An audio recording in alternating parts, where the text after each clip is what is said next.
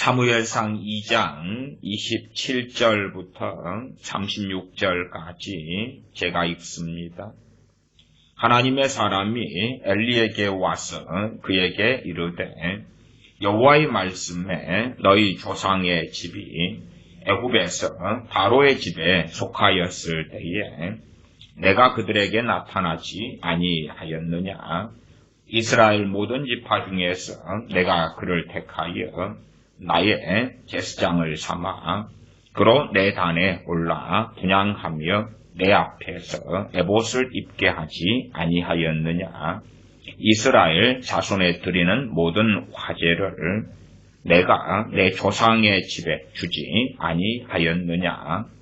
너희는 어찌하여 내가 나의 처소에서 명한 나의 제물과 예물을 밟으며 내 아들들을 나보다 더 중히 여겨 내 백성 이스라엘에 드리는 가장 좋은 것으로 스스로 살찌게 하느냐. 그러므로 이스라엘의 하나님 나 여호와가 말하노라.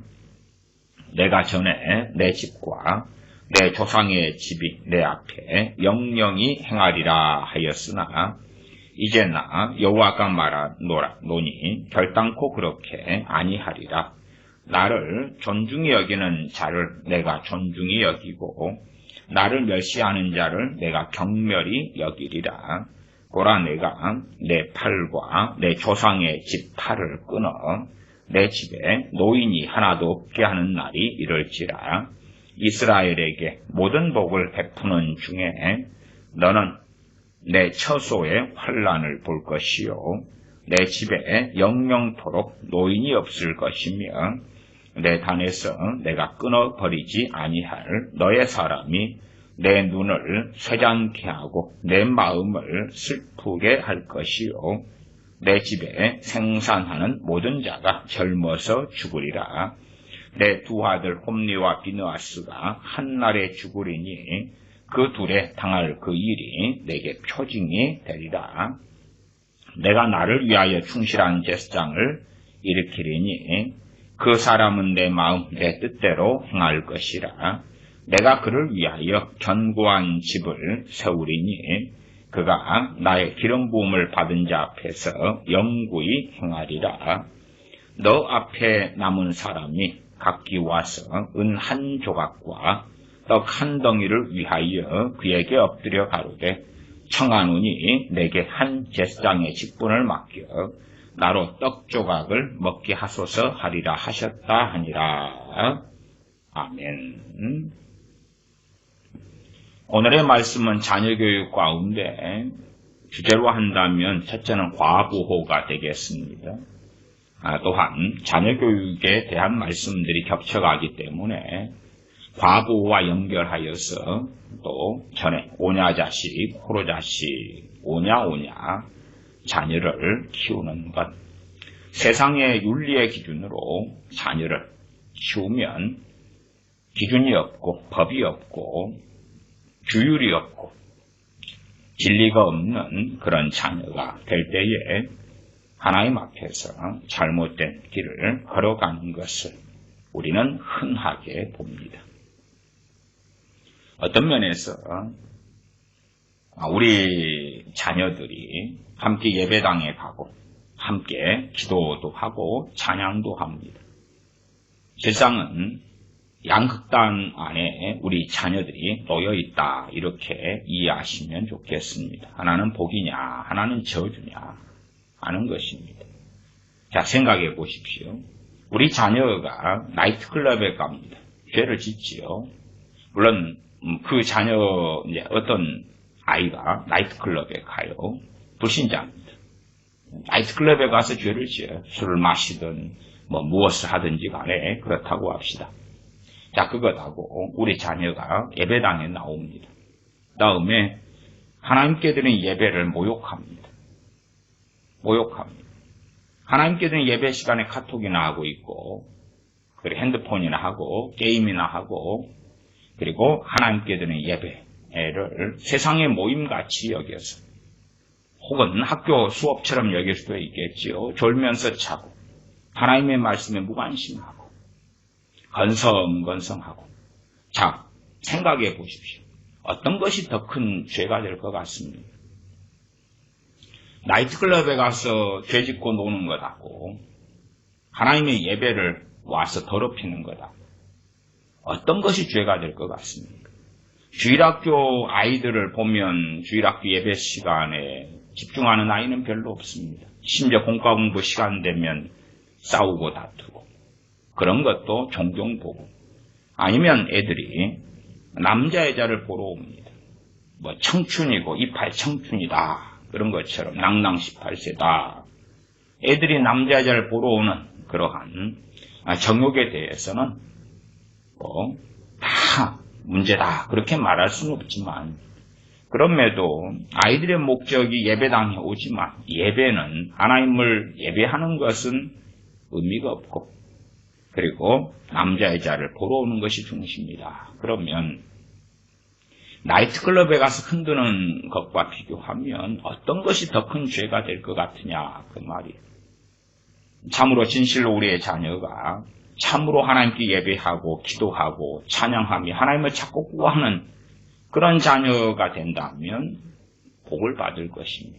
그러나 하나님께 드리는 예배를 더럽힌다면 저주가 기다리겠지. 그래서 부모가 오냐자식 만들거나 자녀를 과보호한다. 그렇게 말씀드릴 때에 과보호는 반드시 책망해야 될 것을 책망하지 않는 것입니다. 야단치고 바로 잡아야 될 것을 그렇지 않는 것입니다. 예배 시간에 애들이 뛰어놀고 돌아다닙니다. 아무리 어린아이라도 예배 시간에 뛰어다닌다 그 말은 최소한 돌은 지나지 않았겠습니까? 예배 시간에 4살이든 3살이든 5살이든 뛰어돌아다닌다. 그런데 부모가 놔둬요. 그래서 예배를 방해합니다. 그것이 저주가 안 될 거라고 생각하는 부모들은 참 어리석습니다. 저주 받습니다. 그런 자녀 저주 받습니다. 정말 참으로 뭘 몰라도 부모가 잘 교육했기 때문에 3살이든 4살이든 예배 시간에는 조용하고 그런 아이들은 말씀을 잘 못 알아먹기 때문에 잠을 자도 괜찮고 그렇습니다만 아니면 그러기도 하지요. 작은 교회 예배당이다 그러면 한편에 유아실을 만들 수도 있겠죠. 그 다음에 이제 예배 드리는데 유아실의 소리가 너무 크면 예배 드리는 본당까지 소리가 들려오겠죠. 그럼 애들이 장난감을 가지고 그 예배 시간에 유아실에서 놀고 집어 던지고 싸우고 울고 그러니까 이제 교회 교인이나 교회 집사님 두어 사람을 유아실에 보내서 예배는 안 드리고 애들을 관리 감독하게 하는 것입니다. 심지어 예배 시간에 유아실에서 애들을 모아놓고 세상 애니메이션에 틀어주고 있다. 그런 일들도 흔하게 듣습니다. 3살이든 4살이든 말씀을 못 알아먹어도 예배 시간에 함께 데리고 앉아 있어야 되지. 그리고 그런 아이들을 가르쳐야 되지. 예배 시간이 얼마나 엄중한 시간이며 하나님을 사랑해야 하는 시간인지를 가르쳐야 되지. 비록 말씀은 못 알아먹어도 함께 찬양할 수도 있고 또한 기도에 참여할 수도 있을 것입니다. 예배 시간에 뛰어놀고 장난치고 아니면 정말 어리석은 부모는요. 보통 교회 시스템들이 그러합니다만은 또한 그럼에도 어리석다라고 말씀드리는 것은 아이들이 주일날 부모가 혹은 수요일 금요일날 부모가 교회에 갔을 때 그때를 노려서 별짓을 다 합니다. 성인 비디오, 남자애들 포르노, 게임 온갖 짓을 다 합니다. 그 시간. 아침에 일찍 자기 시간에 갔다 와서 엄마 아빠 잘 가세요. 이제는 잘다. 더군다나 엄마 아빠가 주일 예배 끝난 다음에 성가대 봉사한다거나 뭐 한다거나 그러면 한밤중에 올 수 있겠죠. 그러면 주일날은 온갖 죄를 지집에서 짓는 그러한 악한 애들로 가득해집니다. 예배 드릴 때 왜 함께 안 드리죠? 도대체 왜?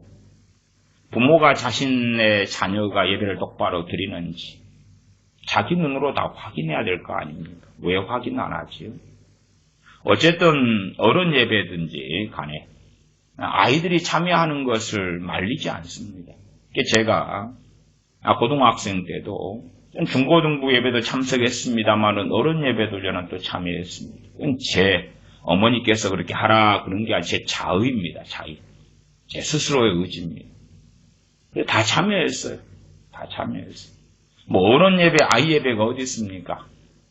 주일 밤 되면 예배에 참여하고 저는 어머니께서 참여해라 그런 말을 일반적으로 이제 중고등부 예배는 따로 있잖아요. 주일학교 예배는 따로 있잖아요. 그러면 어머니께서도 보통 뭐 교회 집사님하고 같이 일찍부터 그렇게 집사님으로 신앙생활하고 구역장으로 하셨기 때문에 자녀를 참여해라 그렇게는 안 하셔요. 일반적인 그런 패턴이기 때문에. 그러나 저는 주님을 믿은 다음에는 고등학생 때라도 수요일이나 금요일이나 또 새벽 기도도 주님 믿은 다음부터는 꾸준히 다녔어요. 저도 잠이 많기 때문에 그래서 보통 뭐 예배당에 가서 예배당에 교육관 같은 데 누워서 자요. 자고 이제 아침에 당시에 새벽 4시 반 예배 이랬거든요. 4시 반 하다가 몇 년 지나서 5시로 바꾸고 그랬습니다. 그래서 예배 참여해요. 아침까지 기도하다가 집에 와서 도시락 싸가지고 학교를 갔지.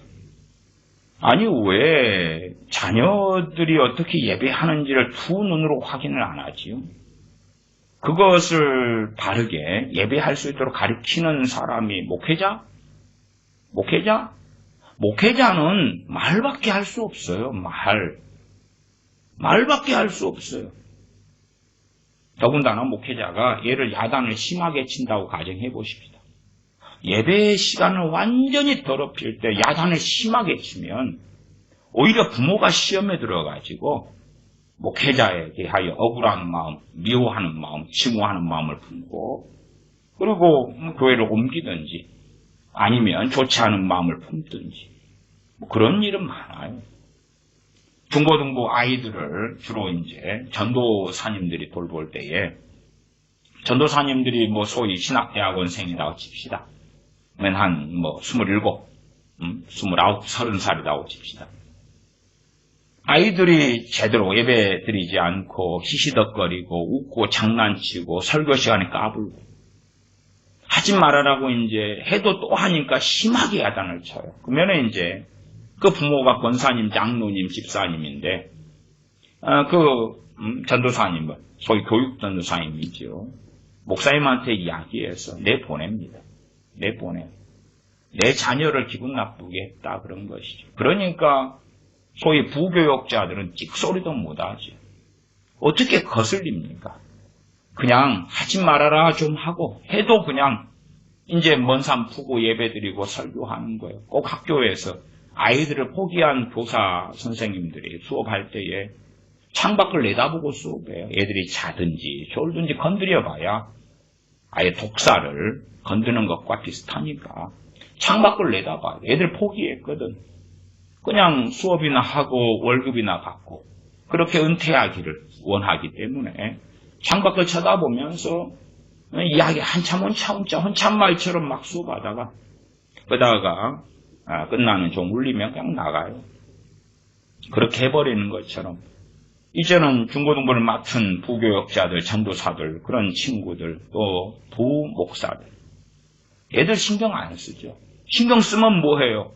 부모들이 자기 자식 야단쳤다고 미쳐서 날뛸 터인데.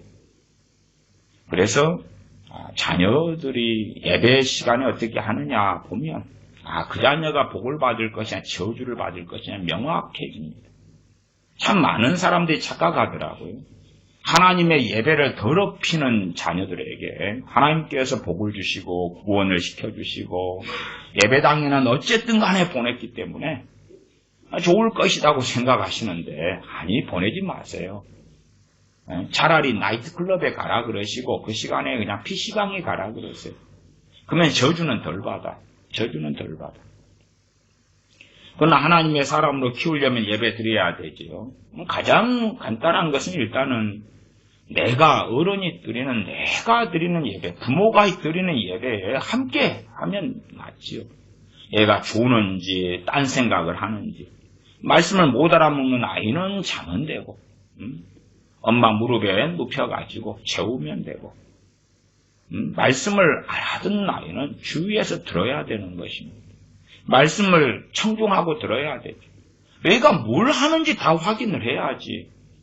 왜? 자녀를 저주받게 놔둘 거예요.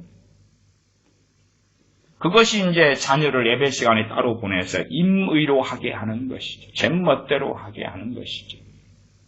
아니 잘못되었다 이야기를 들으면 부모가 제대로 자녀를 처벌할 수 있고 징계할 수 있잖아요. 누가 하겠어요? 누가? 남이? 목회자도 남이에요. 전도사도 남이고 그걸 어떻게 다루어요 남의 자식을. 괜히 뭘 혼을 좀 냈다가 그 아이가 상처받았다고 지 엄마 아빠한테 고발하면 어떻게 해야 돼요? 난장판이 벌어지는 거예요. 난장판이. 손도 못 대는 것이. 예배 시간에 애들 희덕거리고 노는 건 일상이에요. 일상. 더군다나 예배당에서요. 애들 모이면 중고등학생 모이면 대놓고 예배당에서 유행가 불러요. 대놓고 유행가 불러요. 그런 것들 아니 목사님 자식이 장로님 자식 집사님 자식이 대놓고 함께 유행가 불러요. 지금 아이돌 음악들 불러요. 지그들 모여서 그런 음악 틀어놓고 함께 구경해요. 핸드폰 다 있습니다. 그 짓거리 하는데 어떻게 손도 못 대요. 그런데 목사님들이 지자식 장로님 권사님 집사님 지자식들이 중고등부 예배에 참석하니까 신령하다고 생각해요. 하나님이 잘 뭔가를 해 가실 거라고 생각하는 것입니다. 당신들도 저주받고요. 당신들 자식들도 저주받았어. 응? 하나님을 어떻게 우습게 만만히 여기느냐 그 말이에요. 항상 역사의 흥망성쇠는 반복돼 돌아갑니다만은 때로는 한 개인의 행함이 가문을 바꾸고 한 개인의 행함이 가문에 복이나 저주를 가지고 올 때가 많아요. 그 가운데 성경을 잘 확인해 보시면 또한 개인을 넘어서서 한 세대의 행함이 그 다음 세대의 저주와 하나님의 진노를 가져올는지 그 한 세대의 올바른 행함이 그 다음 세대의 하나님의 복과 은혜를 가져올는지를 자주우지해요. 어쨌든 지금의 대한민국은 우리 앞선 세대가 그래도 나름대로 어떻게 좀 잘했기 때문에 이런 하나님의 은혜를 받아서 그래서 경제 성장하고 잘 먹고 잘 사는 나라가 됐잖아요.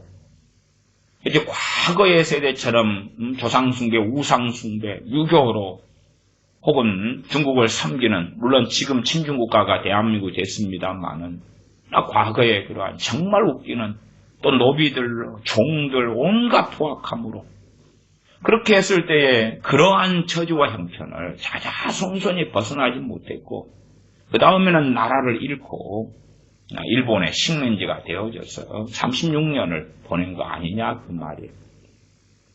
나아가 또한 남북분단으로 6.25 전쟁이 벌어졌지요. 그 가운데 얼마나 많은 사람들이 이산가족이 되고 죽어나갔는가 그 말이에요. 그런 것이 그 앞에 세대들이 뿌렸고 그 다음에 거두는 거예요. 엘리제스 장도 마찬가지입니다. 엘리제스 장이 잘못 뿌렸고 그렇기 때문에 엘리제스 장만이 아니라 그 자식들 그 다음에 그 후손들이 거둔다고 하나님께서 말씀하고 계시는 것입니다. 어느 자녀들은 좋은 땅, 좋은 시대, 좋은 나라에 태어나고 어느 자식들은 그렇지 않아요. 무엇 때문에 그렇습니까? 그 앞에 세대들이 어떻게 뿌렸는가 거두었는가. 이스라엘 백성이 12정탐꾼을 가나안에 보냅니다. 그 다음에 이제 12정탐꾼의 의견이 하나님에 대한 불신앙과 원망으로 가득 찬 사람이 10명, 하나님에 대한 믿음과 신앙과 순종으로 중심이 서 있는 사람이 2명, 여호수아와 갈렙입니다. 이스라엘 백성들은 10대 2의 의견 가운데 하나님에 대한 원망하고 불평하고 불신앙하고 반역하는 그 사람들의 의견을 따라서 그 길을 선택했습니다. 그러면 어린 아이들도 그 결과로 다 광야 40년 세월을 광야에서 보냈습니다. 하나님께서 약속하신 가나안 땅에 들어가는 것이 40년이 미루어졌습니다. 그리고 항상 흙모래가 휘날리고 풀이 드문드문 있고 태양이 내리쬐이고 뭐 구경할 게 뭐가 있어요? 무슨 아름다운 강이 있습니까? 산이 있습니까? 바다가 있습니까? 저 푸른 초원이 있습니까? 광야에서 40년을 내리보내요. 그 부모 세대, 기성세대가 잘못된 선택을 한 다음에 10살짜리는 그 광야에서 50살이 돼가지고야 40년을 보내고 그때야 하나님이 약속하신 땅에 들어갈 수 있었어요. 태어난 갓 임신 중인, 그래서 이제 태어난 아이다. 그러면 40년이 40살 돼가지고야 들어가요. 물론 기성세대는 여호수아 갈렙 빼놓고는 하나님께서 다 죽이셨어요. 다 죽이셨어요. 그러나 그 다음 세대도 그걸 짊어지는 거예요.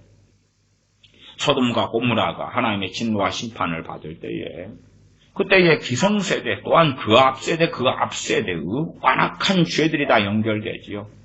동성애부터 시작해가지고 음란, 음행, 포악, 우상숭배 쌓이고 쌓여가지고 그리고 최종적으로 그 기성세대가 그 악한 길을 걸어갈 때에 어린아이들은 기회를 얻지 못했지요. 불과 유황으로 하나님께서 같이 쳐서 죽여버리셨지.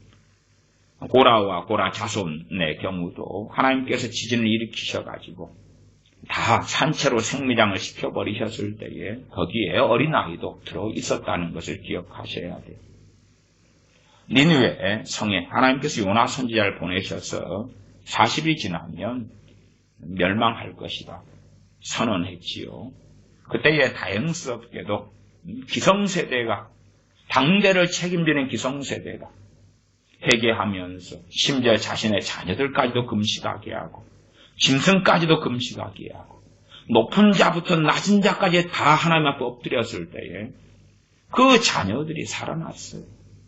하나님께서는 그래서 요나 선지자를 보냈다. 회개할 기회를 주시려고. 왜냐하면 짐승도 많지만 좌우를 분간치 못하는 아이들만 해도 12만 명이 된다. 그렇게 말씀하셨어요. 그런 아이들은 뭔가를 선택하지 못해. 좌우도 분간치 못하는데 선악을 어떻게 알겠냐고 말이에요. 그런 아이들에게 기성세대가 회개할 기회를 주심으로 그런 아이들을 살리시고자 하셨다 그 말이에요. 그러나 요나 선지자가 갔던 그 니느웨 성에서 회개하지 않았다면 기성세대가 회개하지 않았다면 그 자녀 세대는 비참한 비극을 볼 수밖에 없었다 하는 것입니다.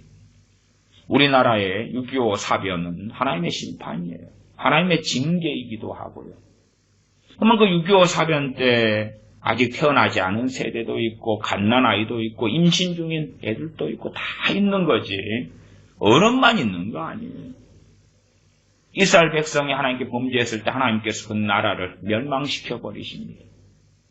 그 다음에 태어난 세대는 나라 없는 자손들일 뿐이에요. 심지어 하나님께서 멸망시켜 버리실 때에 어린아이는 자기 엄마를 잃기도 하고 아버지를 잃기도 해요. 거지가 되어서 구걸하면서 돌아다니다가 길바닥에서 죽었지요. 그것이 그 기성세대가 혹은 그 앞에 세대들이 했던 죄 때문에 하나님의 진노와 심판이 나타나는 거예요. 하나님 앞에 구원은 1대1이고 하지만 그럼에도 이 땅에서는 다 연대 책임으로 간다는 것은 기억하셔야 돼요. 그걸 기억하지 못하면 참 어리석은 사람들이 되어집니다. 엘리제스장에게 하나님께서 말씀하세요. 엘리제스장이 최종 책임을 지는 사람이기 때문에 그렇지요. 그래서 사무엘상 2장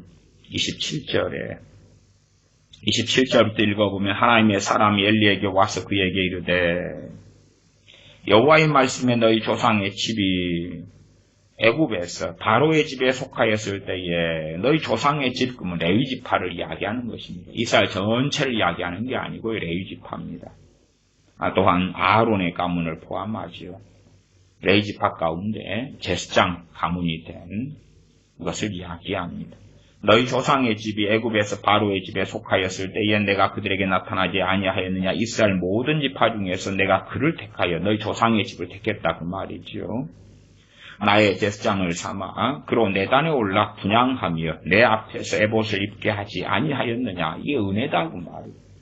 하나님께서 골라내셔가지고 은혜로 제사장의 직분을 주셨다 하는 이야기입니다.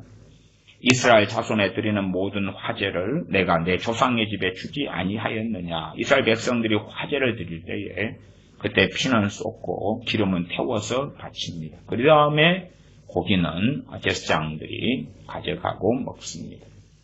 내 조상의 집에 모든 화제를 내가 주지 아니하였느냐. 29절 너희는 어찌하여 내가 나의 처소에서 명한 나의 재물과 예물을 밟으며 내 아들들 나보다 더 중히 여겨 내 백성 이스라엘에 드리는 가장 좋은 것으로 스스로 살찌게 하느냐.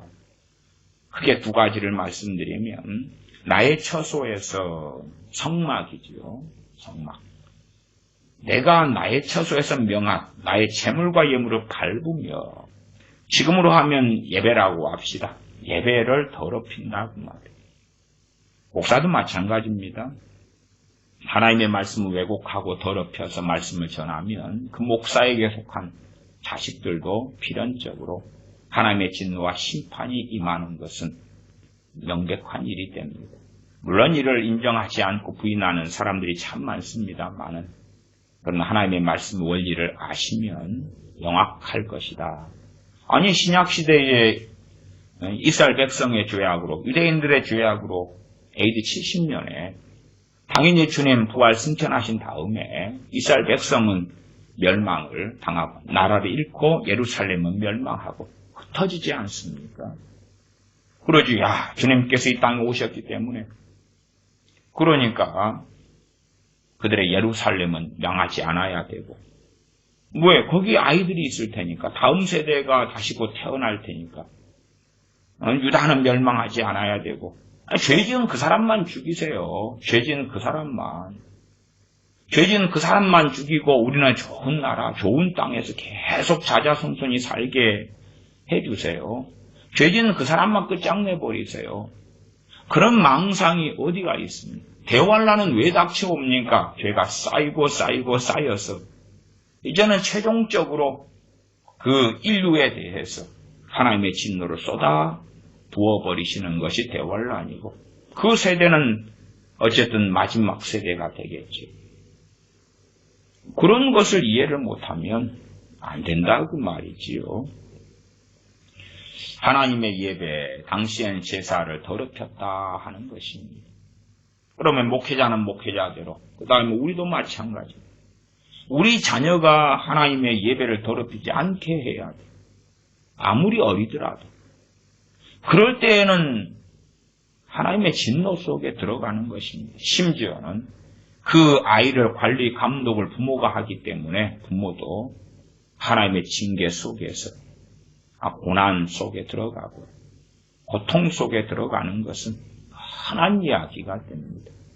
차라리 그러려면 아이를 예배당에 보내지 마라 그 말이에요. 그렇게 소위 과보호라, 과보호 혹은 오냐자식이라 잘못된 일, 그것도 말씀에 명시하는 정말 끔찍한 일을 행하는데도 괜찮다고 놔두고 그렇게 할 바에야 예배당에 보내지 말아야지.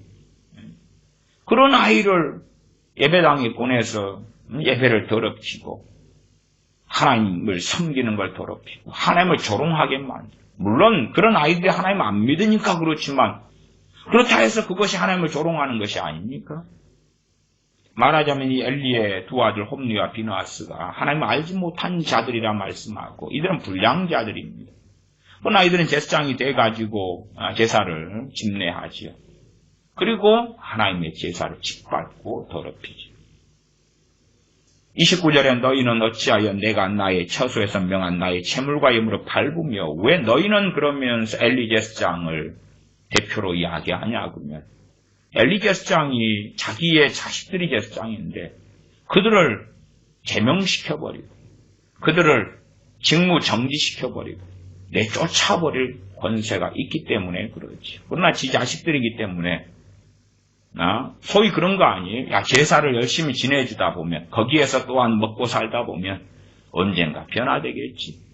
제사를 지내다 보면 하나님을 만나주시겠지, 만나겠지, 변화되겠지. 그 망상 속에 들어가서 저주를 받아버렸다 하는 것이지. 안 될 놈들을 치워야지. 왜 안 치우냐 그 말이. 말만 하는 거예요, 말만. 그래서 주로 과부하는 부모들의 특성은 뭐냐 그러면 잔소리만 많이 해요, 잔소리만. 말뿐이에요, 말뿐이. 자식은 알아요. 엄마가 아빠가 잔소리만 한다는 것을. 이래라 저래라 그러고 안 해도 아무 일 없어요. 아무 일 없어요. 사무엘상 2장 22절로 올라가면 엘리가 매우 늙었더니 그 아들들이 온 이스라엘에게 행한 모든 일과 해망문에서 수종들은 여인과 동침하였음을 듣고 그들에게 이르되 너희가 어찌하여 이런 일을 하느냐. 내가 너희 악행을 이 모든 백성에게서 듣노라. 내 아들아 그리 말라. 내게 들리는 소문이 좋지 아니하니라. 너희가 여호와의 백성으로 범죄케 하는도다. 우리가 회사 사장이나 회장이라고 합시다. 그리고 우리가 그런 높은 자리 혹은 회사의 오너나 CEO이기 때문에 내 자식을 좋은 높은 직책에 그냥 집어넣었다고 합시다. 그럼 내가 인사권을 가지고 있어요. 인사권을. 근데 내 자식이 온갖 못된 짓을 해요. 회사 돈을 횡령한다든지 불법을 행한다든지 다른 사람은 회사 아침에 출근할 때 지각하면 안 되는데 내 자식은 밥 먹듯이 지각하고 아버지가 CEO고 사장이고 하니까 그리고 회사 일과 시간에 찜질방이나 다니고 사우나나 하러 다니고 그러면 인사권자이기 때문에 누가 그걸 처리해야 되냐 그 말이에요. 아버지가 처리해야 되지. 그러나 내 자식이기 때문에 눈 감고 지나간다 그러면 그런 회사는 뭐 이상하게 되는 거겠지. 그걸 넘어서서 당시에 이 절대적 인사권자가 엘리 제사장이고 엘리 사사입니다. 그러나 자기 자식들이 이런 일을 하는데도요 그냥 말만 해요. 말만 해요. 왜? 과부호니까. 과부하는 사람은요 책임을 하나님께 전가합니다. 하나님께서 바꿔주시겠지. 엘리 제사장은 아마도 사사가 되었을 때가 58세입니다. 그 다음 목뼈가 부러져 죽었을 때가 98세입니다. 사사를 제사장이지만은 또한 58세에 하나님께서 사사로 세우셔가지고 40년을 합니다. 주로 이제 이 엘리 제사장의 두 아들 홈리와 비느하스가 좀 늦게 태어난 그러한 늦둥이 자식들이지 않나 싶습니다. 그렇기 때문에 소위 엘리 제사장의 마인드가 할아버지 마인드 같은 것이지. 그렇게 해서 애들을 볼 때 얼마나 이쁘겠느냐 그 말이. 이쁘겠느냐. 그냥 별것 아니에요. 엘리 제사장의 나이 정도 돼버리면 늦은 나이에 애들을 주로 낳지요. 요즘 세대에도 늦은 나이에 애들을 낳지요. 과거의 세대, 부모 세대가 아니라. 제가 80대 할머니들을 좀 만나면 특별히 시골에 있는 분들은 그런 이야기 많이 하셔요. 시집을 15살에 왔다. 17살에 왔다. 20살 넘어가지고 오면 노처녀 시집 왔다 이야기 하세요. 그래서 한 할머니는 87이신데 시골에 사시는데 그 이야기 하세요. 23살에 시집 왔다 그러더라고요. 뭐 진짜 노처녀죠, 노처녀. 그때는 23살은. 주로 이제 15살, 16, 17, 19, 20살도 좀 늦었다 그러더라고요. 80대 할머니들 시골에서 함께 이야기해보면 그렇게 이야기하셔요. 그래서 애를 낳으면은 당시에는 뭐 애가 애를 낳는다 그러지만 애들 나름 농사 짓고 집안일 하면서 키웁니다. 그러나 요즘에는 30대, 심지어 40대도 애를 낳아요. 30대 초, 중반, 후반. 그러니까 거의 그냥 이건 뭐 할머니 마인드여가지고 애들을 그냥 뭐 책망하고 바로 잡고 그렇게 안 해요. 어지간하면 용납하고 지나가. 용납하고 덮고 용납하고 괜찮고. 할머니 마인드는 그런 거 아닙니까? 아이고 다 그럴 수도 있지. 나이가 들수록 인생에서 이모저모 일들을 겪잖아요. 그러니까 꼭 어른과 어른 사이 일처럼 생각하는 거예요. 그래서 아이를 그냥 방치해두고, 그런 방치도 과부호죠. 아니, 자기가 막잖아요. 그것을 책망을 받아야 되고 혼이 나야 되고 훈육이 돼야 되는데 안 하는 거예요. 자기가 해야 되는데 안 하는 거야. 그것도 다른 의미로 저는 오냐 자식이나 혹은 과부호라고 말씀을 드리는 것이에요. 과부호는 지금 시대에 참 많습니다. 근데 부모들은 자녀를 과부호하면서 사랑이라고 생각해요. 나는 정말 자녀를 많이 사랑한다 하는 자기 만족 속에 빠집니다. 근데 과부호가 되면 열매들이 있어요. 누구에게 맺히는 열매냐 하면 자녀들에게서 맺히는 열매가 있어요. 자녀들에게 비극을 가져다 줘요. 비극을. 자녀들에게 비극을 부모가 과부하고 키우면 가져다 주는데 부모는 그렇게 생각 안 해요. 끔찍하게 자식을 사랑해왔던 그러한 시간들이었다고 왜곡하고 착각을 합니다. 아이들이 이제 가장 부모를 의존할 때, 100% 의존할 때가 언제입니까? 엄마 뱃속에 있을 때. 그 다음에 이제 태어난 다음에는 의존도가 점점점 약해져 가죠. 점점점 약해져 가요.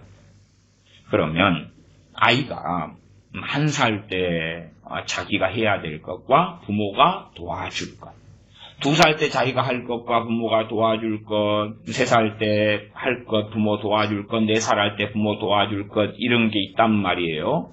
정확하게 그냥 그 리스트를 이야기하는 건 아니고 그런 일반적인 그러한 지혜와 지각이 있다면 그런 것을 아실 거예요.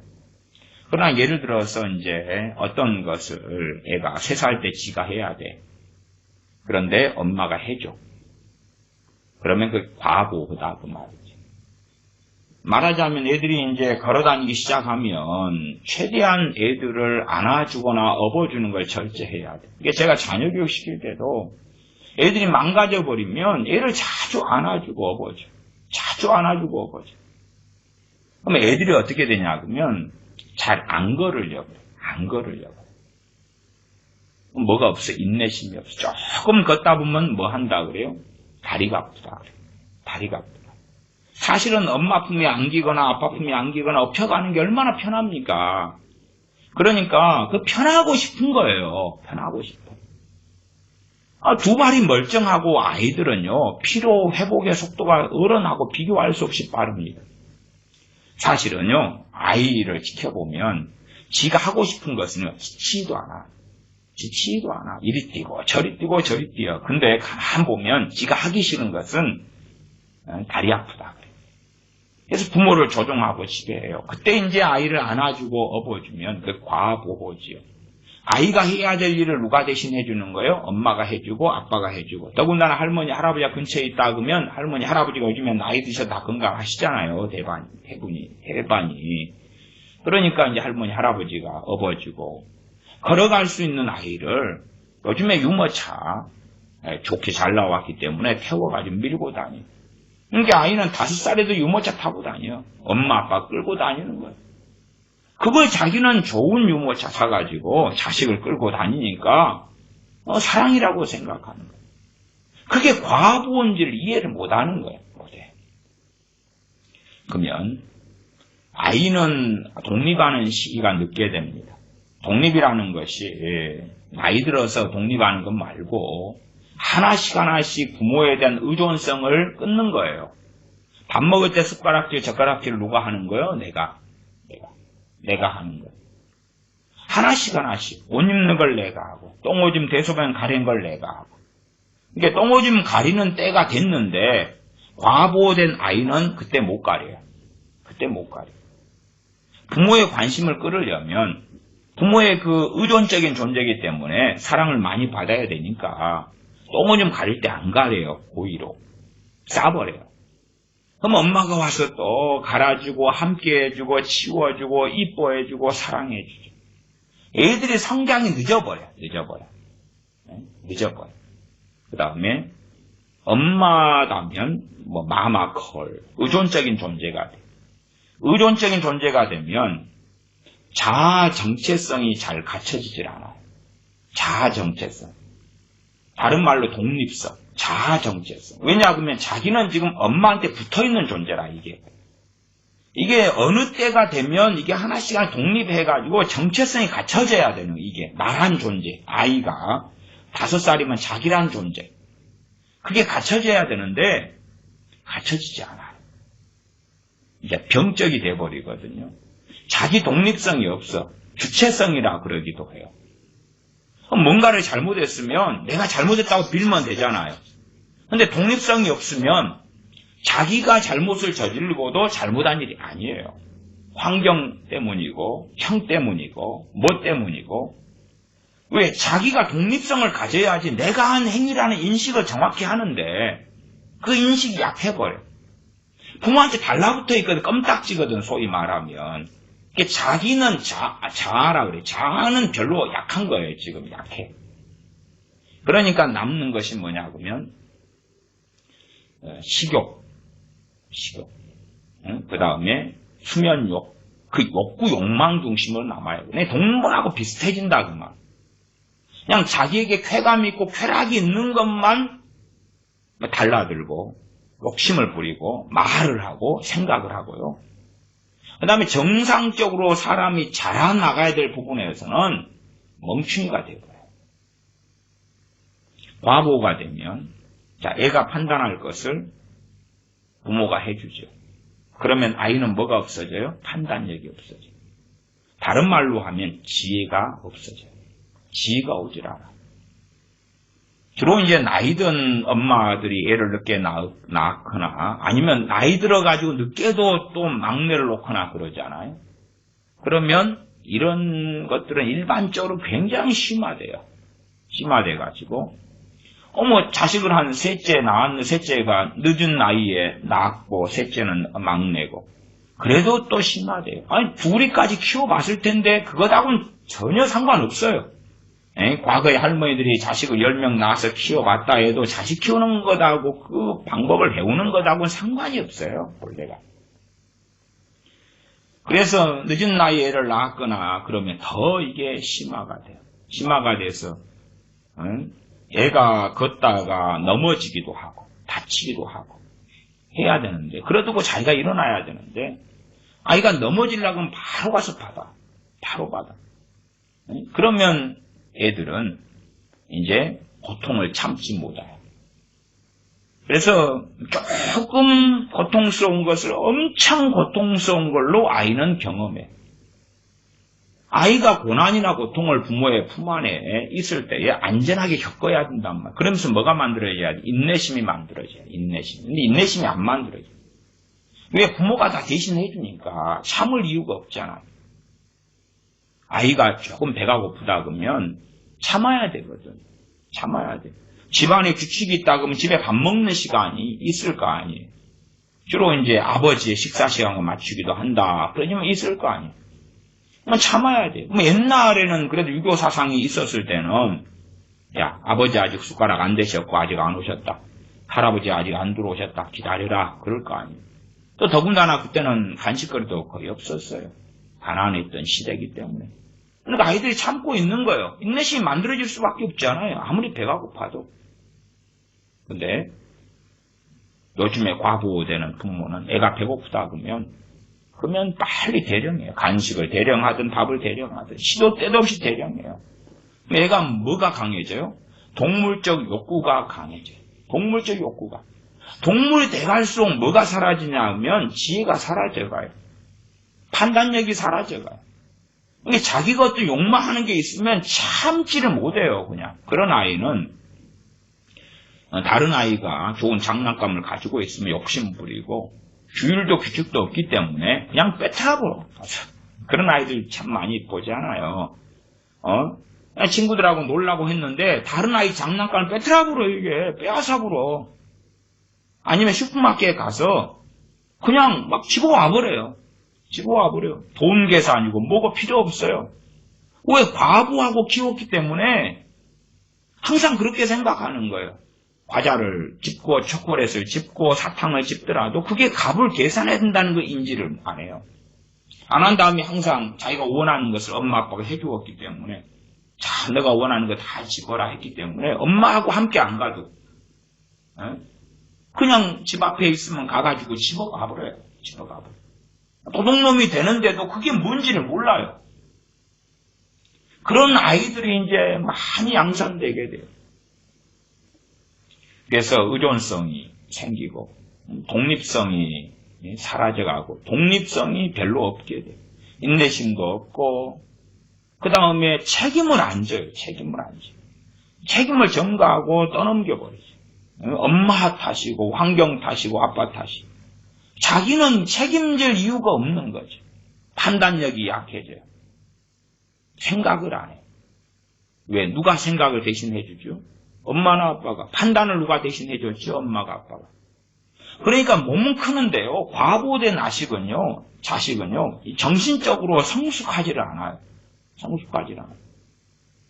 예전에 왜 할머니들을 80대 할머니들이 15살에 집 갔냐 그러면 여러 이유가 있습니다만은 근데 그럼에도 15살 집 가기 전까지 자기 손으로 이것저것 다 하고 살았기 때문에 그래요. 응? 식량도 없고 쌀도 없고 경제적으로 어려웠기 때문에도 그렇지만 15살에 시집 가서도 한 남자의 아내가 될 수 있었고 아이 엄마가 될 수 있었기 때문에 그래요.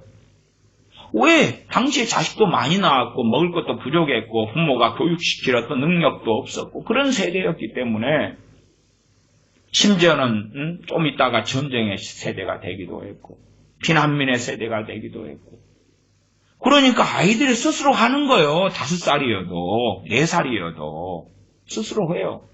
그럼 15살이 됐는데도 엄마가 될 준비가 된 거예요. 지금은 나이가 30살이 돼도 철딱서니가 없어요. 심지어 남자가 60살이 돼도 철딱서니가 없어요. 이게요. 과보가 무서운 것이요. 3살부터 8까지 간다고 자녀일 때 어릴 때에 과보 돼가지고 이 갖춰질 게 안 갖춰지면요. 대부분 죽을 때까지 못 갖춰요. 아, 내가 성인 돼가 정신 차리고 이걸 한다? 의존성을 내가 버린다? 아니요. 그거 안 돼요. 그거. 안 돼요. 그런 것은 그냥 기적만으로 되는 건데 기적은 자주 일어나지 않아요. 책임 전가하는 버릇을 버린다? 그거 못 버려. 판단력을 갖추고 한다? 그런데도 아주 미미할 뿐이에요. 미미해. 그래서 이 과보된 사람들은 정말 복잡해요.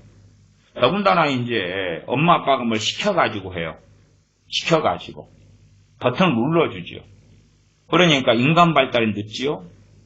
그러면 그것을 예를 들어 아이의 숙제가 있다고 합시다. 그럼 과보하면 당연히 아이에게 조언을 해가지고 아이가 스스로 주체성을 가지고 주인공이 돼가지고 그 숙제를 주인공이 돼가지고 아이가 하고 엄마 아빠는 뭐 감독이나 코치처럼 그렇게 해가지고 아이가 내가 했다 이렇게 되면 자신감이 생길 거 아니에요. 그러나 이제 아이가 잘 못해 판단력이 떨어지고 그러니까 아이의 학교의 숙제가 정상적인 숙제가 나왔다고 가정해도 아이가 감당을 못하는 거예요. 그럼 누가 해줘야 돼요? 엄마 아빠가 해줘야죠. 그럼 아이는 성취욕이 있어요 없어요? 성취욕이 없죠. 자기가 해가지고 얻었을 때 뭐가 있냐 그러면 만족이 있고 행복이 있는 거. 근데 만족감이 떨어지고 행복도가 떨어져요. 원래가 의존적으로 껌딱지랑 붙어있는 존재가 행복하지는 않아요. 이게 행복하지는 않아. 그냥 한 자기의 존재로 독립된 존재가 아니라 한 사람의 엄마나 아빠의 소속된 존재가 되고 물론 나이 들어가지고는 독립은 실제로 됐을지 몰라도 정서적으로는 그렇게 안 돼버려요. 안 돼버려요. 그런 아이들이 나이가 30이 되고 40이 되고 심지어 환갑이 돼도 못 벗어나요. 그 비극이에요. 그게 비극이에요. 그냥 그렇게 과보돼가지고 키웠는데 그래도 아무 상관없이 한 20살 되고 30살 되면 그냥 온전한 사람이 돼 있을 거야. 망상이죠. 어릴 때 제대로 안 갖춰지면 나이 들어서는 안 돼요. 그래서 신앙생활 하는데 주님 믿고 그러지만 끊임없는 자기하고 씨름을 해야 밑 빠진 독이 생겨가지고 물을 계속 부어도 계속 빠져나가는 거예요. 계속 부어도 빠져나가요. 판단력이 안 생겨요. 절제력이 안 생겨요. 아니, 절제력이 생기려면 인내가 있어야 되는데 인내를 갖출 수가 없었잖아요. 부모가 해주고. 그러니까 이제 독립해가지고 사는데 자기가 원할 때 즉시 대령이 돼야 돼. 엄마 아빠 그렇게 키웠잖아요. 즉시 주어져야 돼. 근데 현실은 안 그렇잖아요. 그러면 성질이 난다. 분노가 나고 성질이 나는 거예요.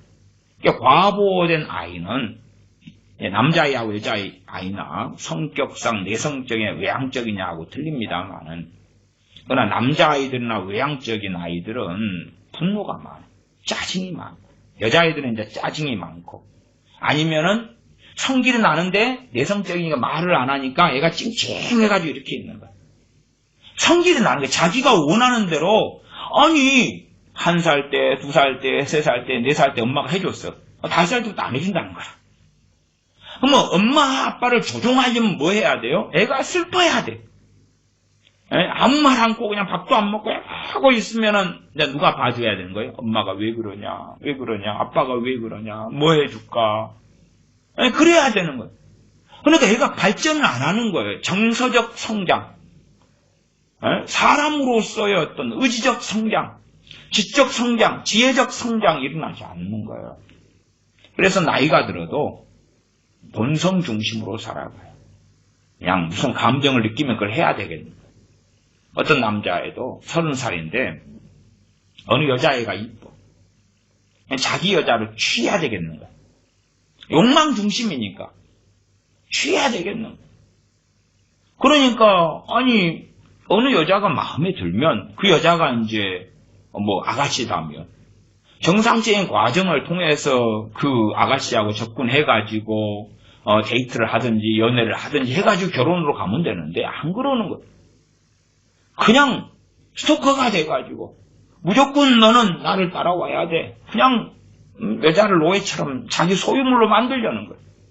왜? 어릴 때부터 자기가 원하는 것을 엄마 아빠가 제공해 줬잖아요. 그러다가 이제 한 17살쯤 되면 혹은 15살쯤 되면 원하고 욕망하는 게 덩치가 크거든요. 이게 제공을 안 해줘. 그러니까 이제 뭐가 나타나요? 분노가 나타나요. 그래서 청소년기가 반항기라고 이야기가 나오는 거예요. 질풍노도의 시기라고 이야기가 나오는 거예요. 아니 제가 80대 할머니들을 시골에서 만났을 때에 그분들이 15살이나 왔어요. 아 나는 17살에 왔어요. 아유 나는 그때 정말 아무도 안 데려가 줘가지고 23살에 왔어요. 근데 무슨 질풍노도의 시기? 왜 반항기요? 그게 아니잖아요. 그게 아니에요. 아니 15살을 씹어가지고 16살에 엄마 돼가지고 질풍노도의 시기라고 나가버리면 어떡해? 애 낳아가지고 나가버리면 반항기라고 나가버리면 어떡해? 그런 게 아니거든요. 그러니까 어릴 때는요 어느 정도 엄마 아빠가 원하는 거 해줄 수 있었어요. 그러나 청소년기 때 되면 원하는 게 달라. 왜 달라요? 중학생이 됐다고 칩시다. 보면은 아이돌 콘서트 한다고 서울에 산다고 서울에 간다는 거예요. 친구들하고. 그러면 그거 해줄 수 있어요? 못 해줘요? 아니 중학교 2학년 여자애를 어떻게 2박 3일로 서울을 보내냐 그 말이에요. 친구들하고 간다고. 못 가게 하죠. 간다 그러면 심지어는 이제 아빠가 머리를 깎아버리지. 여자애를. 말리지. 그럼 가출해. 그때 되면 열매를 맺는 거예요. 원하는 게 틀려. 어릴 때는 나 목떡볶이요, 깎아요, 과자요, 놀아줘요, 뭐 업어줘요, 안아줘요. 뭐 그런 정도였지만 그러나 덩치가 커지니까 틀린 거예요. 이게 하는 행동이 틀려. 원하는 게 틀려요. 그러니까 이제 부모가 못 들어주죠. 또 안 들어주죠. 그럼 뭐가 나타나요? 성질이 나요. 짜증이 나는 거예요. 근데 그런 전조 증상들이 이미 서너 살 때 다 볼 수가 있어요. 서너 살 때 지 뜻대로 안 되면 애가 꼬라지를 내는 거라. 성질을 내고 짜증을 내고 아니면 내성적인 나는 이러고 있는 거예요. 누가 알아주라고요? 엄마나 아빠나 아니면 꼭 또 할아버지 할머니 있을 때 또 그 짓을 해. 응? 이걸 봐달라고. 그 다음에 엄마하고 하루 종일 지낼 때는 엄마하고 잘 안 통한다는 거 알면 아빠 올 때 그래.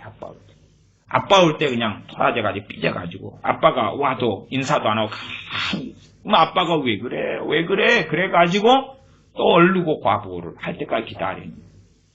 이게 짐승만 사실은 남는 거예요. 그리고 나이가 들었다 해서 어른이 되는 거 아니에요. 어떻게 그렇게 해요? 혹시 작년의 세대는 부모님을 아시고 여자분들은 시아버지 시어머니를 아시고 그러니까 60대 70대가 되시고 80대 되셨으니까 정말로 정신적으로 어른이 되셨습니까? 정말 나이 드니까 막 너무 성숙해가지고 꼬라지가 덜 올리면 더 더럽잖아요. 앞뒤 생각이 없어. 어른들이니까 어른들이 자기 마음대로 말하고 자기 마음대로 행동하고 잘못된 판단을 하고 이간질도 하고 자식 사이 이간질, 남편 아내 며느리하고 아들 사이 이간질, 자기 욕심대로 욕심부려. 그런 사람들이 태가 아니라 나이 들어서 나이값을 하는 사람들은 거의 없어요. 거의 없어. 나이가 들어가면 그러면은 뭐 이순이다 그러면은 그때 되면 하늘의 뜻에 귀를 기울이는 나이가 된다. 60살. 그런 게 어디가 있냐 그 말. 지천명의 나이다. 그런 게 어디가 있어요 도대체. 이수는 귀가 순해진다 그 말이죠. 순응하고 순종하고 살아가는 것이 하늘의 뜻을 아는 지천명의 나이. 근데 그게 어디 있어요 사실은. 그런 건 그냥 그렇게 돼야 된다는 방향성과 목적성으로 옛날 조상들이 이야기하는 것이고, 그러지 나이가 든다 해서 철드는 거하고 아무 상관없어요. 점점점 바탕이 안 좋아지면 밭에도 시간이 흘러가면 가시 원컨기가 더 풍성해지는 거예요. 더 많아지는 거지.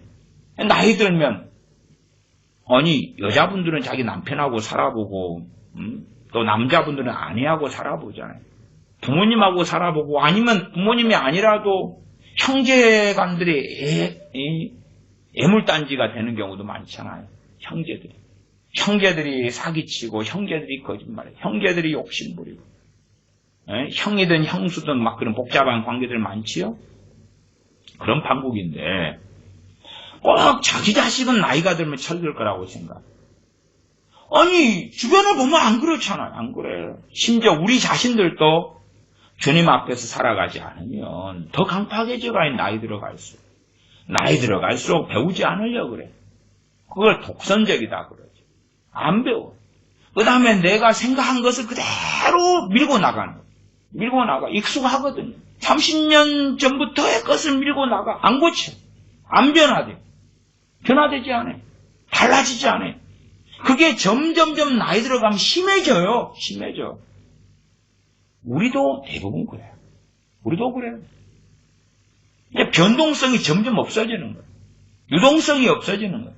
점점점 강팍해져 가는 거예요. 점점 외골수가 돼 가는 거예요. 점점 자기 주장이 강해져 가고 내성적이면 주장을 않더라도 뱃속 안에 자기 주장을 견고하게 쳐있죠. 근데 지금 스타일로 자녀를 키우게 될 때는 그 자녀들이 청년 되고 중년 되고 장년, 노년 됐을 때는 상황은 더 심각합니다. 훨씬 심각. 훨씬 상태가 안 좋아. 그러나 이제 부모인 크리스찬 우리들은 자녀들이 아주 결혼하고 부모가 되면 철들겠지. 아니 정말로 애들이 결혼해가 철듭니까? 어디가 그래요. 어디가. 더 비참하고 비극적이지. 날이면 날마다 못 살겠다고 이혼한다고 전화 오지. 애들 맡기지. 뭐 이것 문제 저거 문제 돈 문제 아파트 뭐 해달라 그러지 뭐 해달라 그러지 사고 쳐가지고 빚 갚아달라 그러지. 난장판이 돼버리는 거예요. 난장판이. 그냥 철들어가지고 부모의 힘이 되고 부모에게 기쁨이 되고. 철들어가지고 그런 자녀들은 거의 없어요. 없어. 점점점 악화돼 가는 거예요. 악화돼 가는 거예요. 그러니까 정말 자녀들이 어릴 때에 지발로 걸을 수 있으면 걸어야 되는데 손은 잡아줄 수 있잖아요. 그리고 이제 커져갈수록 아이가 노는 놀이터의 반경이 커져가겠지요. 갓난아이가 아주 아장아장하는 아이가 엄마에게 몇 미터 이상 떨어지면 안 될 거 아니에요. 좀 더 크면 이제 10m, 20m 근처까지 놀아도 괜찮겠지요. 도로가에 가면 안 되고. 그렇게 잘 보면서 더 아이가 자유가 많아져야 되고 자유에 비례해서 책임도 지게 해야 되는 거예요. 책임을 지게 해야 돼요. 어리석은 부모는요, 자녀한테 용돈 주면서 용돈에 대해 책임을 안 물어요. 책임을 안 물어요. 그러면은요, 이 돈에 대한 관리를 못해요. 나이 들어서 돈을 관리를 못해요. 돈 생기면 다 써버려요. 자기 인생을 준비 안 해. 그래서 요즘에 철딱선이 없는 애들은 돈 좀 알바해서 모았다 그러면은 자기 대학 등록금은 부모님이 대주고 그 돈 가지고 여행 간다면, 친구들하고 여행 간다면 정말 철딱선이 없게 되지. 철이 없는 거예요. 이제 철이 없어. 옛날에 제 세대에는 알바하면 그걸로 대학 등록금 되고 그걸로 자기 학비를 썼는데 요즘 애 새끼들은 알바해가지고 지 먹고 사는 거라. 지 그냥 놀러 다니고 그 다음에 나머지 생활비나 대학 학비는 부모한테 다 달라는 거예요. 그것도 부족하다고 찡찡대는 거예요. 부모님의 사정은 생각하려고 안 하는 거예요.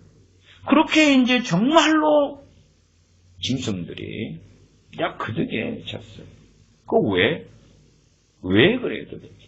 왜 그렇게 지혜가 없고 지각이 없고 이기적이고 자기만 알아요?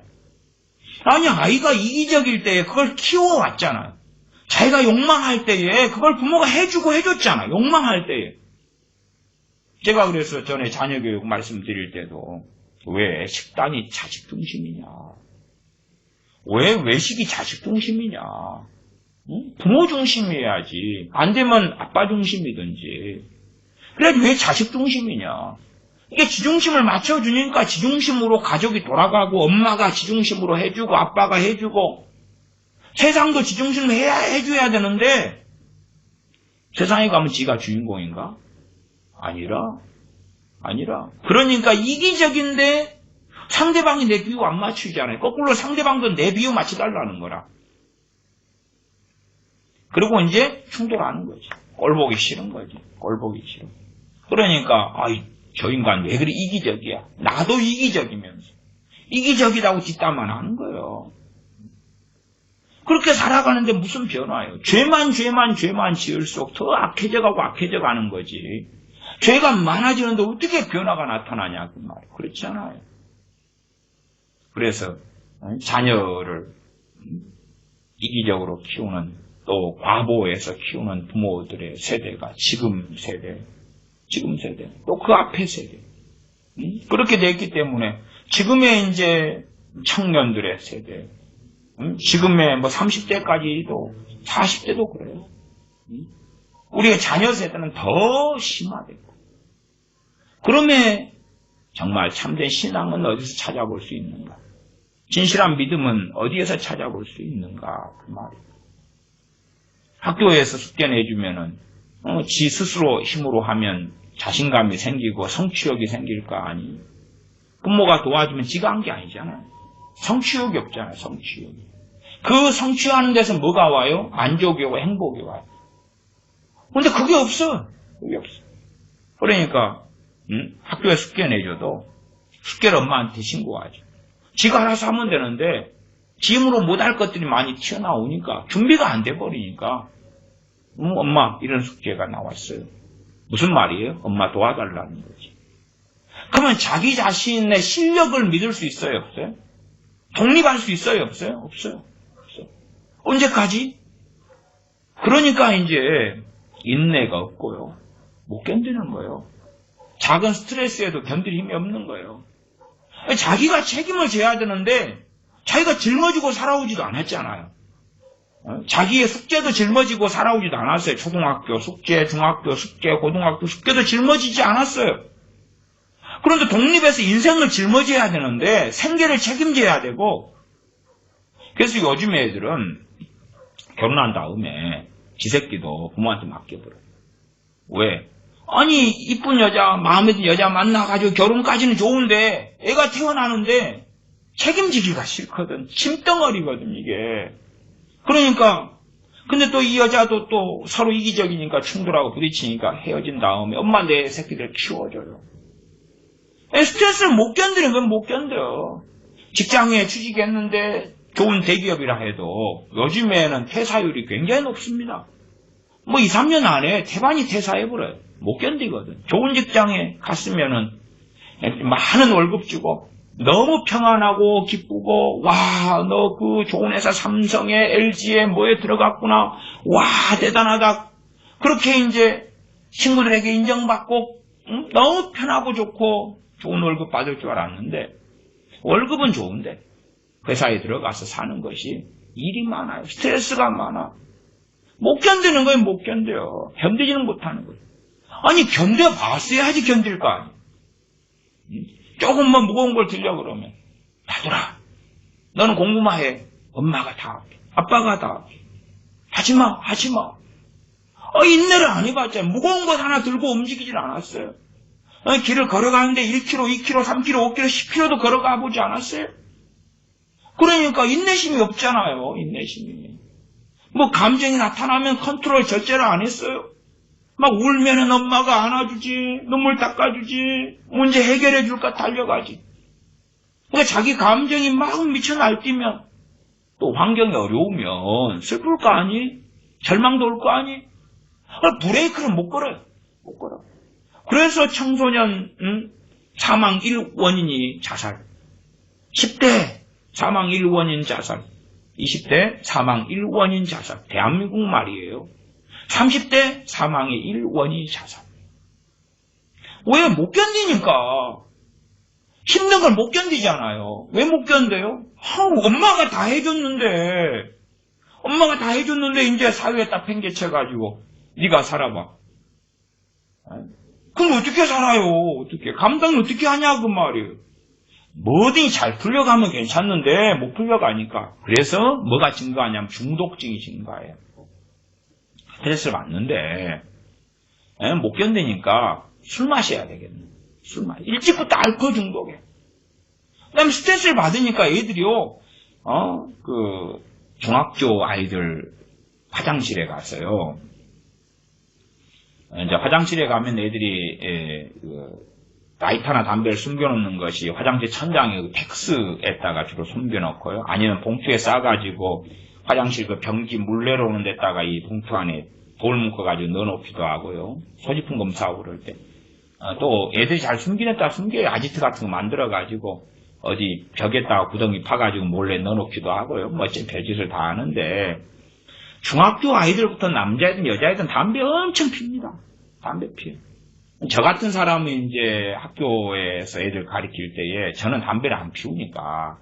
그러니까 저는 또 코가 좀 더 약간 개띠여서 그런가 어쨌든 코가 좀 더 밝아요. 그래서 냄새를 좀 더 잘 맡아요. 그러면 이제 교실에 딱 들어가면 담배 냄새 확 풍겼고 애들마다. 그러면 그냥 가가지고 머리나 교복만 이렇게 살짝 근처에나 가도요. 일어서 담배 피웠거든 쉬는 시간에. 너 일어서. 그러면 아이들이 33명이면요. 남자애들 같은 경우는 뭐 한 20명 일어나. 20명 일어나. 그래서 요즘 모르겠어요. 근데 제 때도 교사들이요. 학생 화장실을 같이 이용을 안 해요. 왜냐하면 그럼 어떻게 잡을 수가 없고요. 그거 쥐잡는 거거든. 그냥 담배 뿌연 연기로 가득해. 그 다음에 거기도 서열이 있어가지고 또 쫄다고는 밖에서 또 선생님 오는 거 감시하고 안에서 담배 피고. 아니면 또 좀 학교가 넓으면 잘 창고 들어가가지고 또 모닥불에 담배 키워서. 그런데 가면 담배 꽁초가 수북해요. 이게 여자애들도요. 이제 반이 제가 고등학교 애들 가르칠 때도 남자 반, 여자 반이 이렇게 따로 있었거든요. 그럼 여자애들도 수업을 해요. 가면은 고등학교 1학년만 돼도 이렇게 내면 냄새나. 담배 냄새. 그러면 또 여자애들은 또 거기서 또 수치를 주면 안 되잖아요. 남자애들은 그냥 대놓고 제가 해요. 여자애들은 수치를 주면 안 돼요.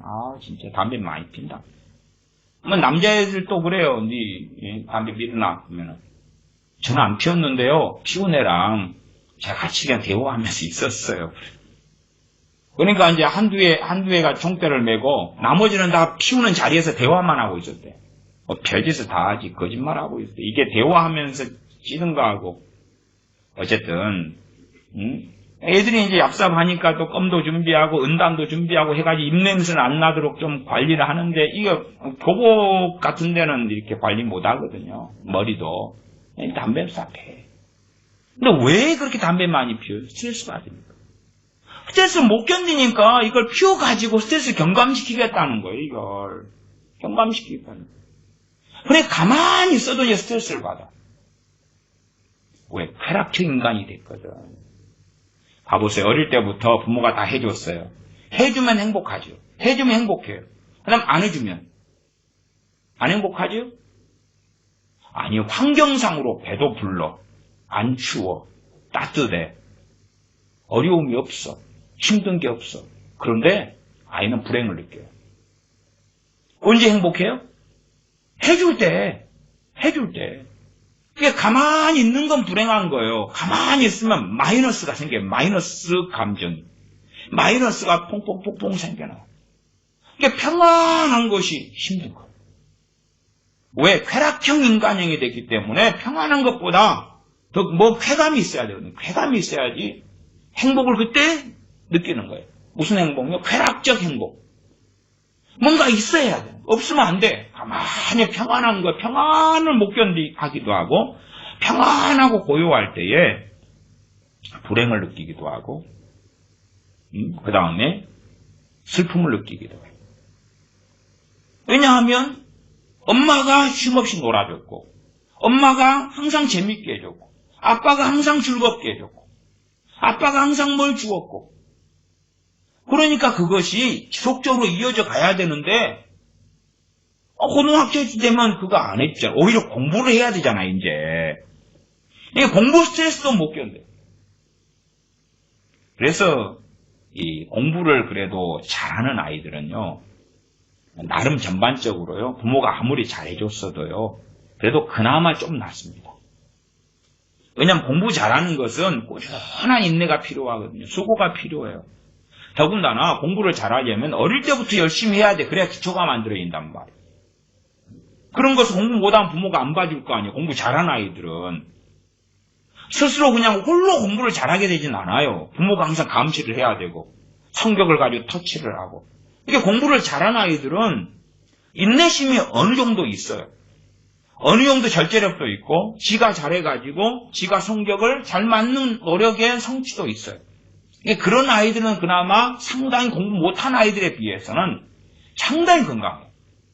상당히 건강해요. 그러나 공부 못한 아이들은 굉장히 건강하죠. 정서적으로 아주 엉망이 돼가지고 있어요. 그리고 이제 세상이 자기를 알아주기를 원해요. 세상이 자기를 환영해주기를 원하고 받아주기를 원해요. 공부 못하는 아이, 또 과부호된 아이는요, 그런 아이는 이 조금의 힘든 것이 그 아이들은 어떻게 느끼냐면 아까 스트레스를 못 견딘다 그랬잖아요. 조금의 힘든 것이 이렇게 힘든 걸로 느껴요. 이렇게 힘든 걸로 느껴요. 객관적으로 1만큼 힘든 일인데 10이고 50이고 100만큼 힘든 걸로 느껴요. 그러니까 자살하는 거지. 못 견디는 거지. 못 견디는 거예요. 그래서 이기적이고 자기중심적이다 그랬죠. 그러니까 자기가 1만큼 힘들고 이제 상대방이 10만큼 힘들다고 합시다. 그런데 이 아이는 주장하는 거예요. 내가 너보다 지금 힘든 일을 하고 있어. 자기는 하나만큼 힘든 일이고 객관적으로. 저 상대방은 10만큼 힘든 일이에요. 근데 나는 지금 니보다 힘든 일을 하고 있어. 나는 지금 100만큼 힘들어 이 일이. 그러면 불공평해. 그러면 저 정상적인 10만큼 힘든 일을 하고 있는 아이가 이 아이하고 함께 할 수 있어요? 없어요? 안 하지. 비정상이잖아요. 비정상. 그러니까 비정상이 돼버린 거예요. 돼버려. 그 다음에 자기 스스로 성취를 못하고 살았잖아요. 그러니까 이제 아주 쥐꼬리만한 성취를 했어요. 쥐꼬리만하게 자기 힘으로. 아니 어차피 자기 힘으로 살아야 되잖아요. 20살 넘어서 쥐꼬리만큼 뭔가를 했어요. 그러면은 예를 들어서 막 자격증 하나 땄다고 합시다. 그러면 이걸 어마어마하게 생각해요. 어마어마하게 생각해요. 어마어마한 자부심을 가지고 자랑을 가지고 자기가 대단한 인물처럼 생각. 이게 이미 깊은 정신병에 들어와 버렸어요. 그리고 이제 나 이 자격증을 땄고 이에 대한 실력을 막 갖췄으라고 하는데 실력도 하나도 없고 자격증 그거 하나랑 뭐 친구들한테 객관성이 없으니까 객관성이 있다면 친구들한테 물어봐서 나 자격증 하나 땄는데 니는 자격증 땄어. 나 5개 있어. 근데 직장 직업 구하는데 도움이 안 되더라. 별거 아닌 줄 아니까. 한국의 자격증이라는 것은 실무를 위한 게 아니라 그냥 자격증을 위한 공부고 자격증을 위한 학원이고 자격증을 위한 시험 문제일 뿐이에요. 실력하고는 아무 상관없지. 뭐 조리사 자격증을 땄으면 요리 잘하냐? 아, 그래. 조리사 자격증이 필요 있어 가지고 식당을 열 수 있으니까 과정상 따는 거지. 조리사 자격증하고 음식을 잘하는 것하고는 상관이 없어요. 조리사 자격증 없는 사람도 음식 잘하는 사람 많고 있는 사람도 못하는 사람 많고 그럴 뿐이다 그 말이에요. 그냥 자격증을 땄으면 와 나 엄청 대단한 사람이야. 그래 착각을 하는 거예요. 대단한 사람이니까 사람들이 자기를 알아봐 줘야 되잖아. 인정해 줘야 되잖아. 그리고 이제 대단한 사람을 생각하고 그 자격증과 관련된 직장에 들어갔어요. 근데 아무것도 모르겠거든. 자격증하고 실제 업무하고는 아무 상관이 없거든, 대부분. 그러니까 거꾸로 스트레스 받죠. 세상이 자기를 알아주지 않죠. 그만두지. 못 견디잖아요, 못 견디. 자기는 계속 아예 뭔가 짓거리만한 걸 하면 대단한 인물로 생각하는 거예요. 대단한 인물로. 대단한 인물로. 그래서 그런 사람들은 자기 돈도 끔찍하게 위하죠. 왜냐하면 부모나 딴 사람이 자기를 위해서 막 쓰는 것은 당연한 거고 자기를 위해서 자기 돈을 써야 된단 말이야. 자기 배를 위해서만. 이게 베푸는데도 굉장히 인색할 뿐만 아니라 그래가지고 성취욕이 이제 정말 아무것도 아니니까 소위 돈을 한 50만 원을 모아요. 20살짜리가. 그러면 그 돈이 대단한 돈이라고 생각하는 거예요. 그리고 그것을 다른 형제나 부모를 위해서 잘 쓰지도 않고 아니면 그 돈은 너무 큰 돈이라. 근데 다른 20살짜리는 알바 좀 해가지고 돈 500만 원을 모았어. 자기는 50만 원밖에 안 모았는데 자기 생각에는 한 5천만 원 모은 것처럼 생각해요. 자기는 대단한 사람이 된 거야. 한 1,000만 원을 모았다 그러면 와, 난 대단한 사람이라고 생각해. 예를 들어서 한 35이라고 합시다. 친구는 35인데 1억 모았어. 그거 관심 없어. 나는 지금 대단한 사람이거든.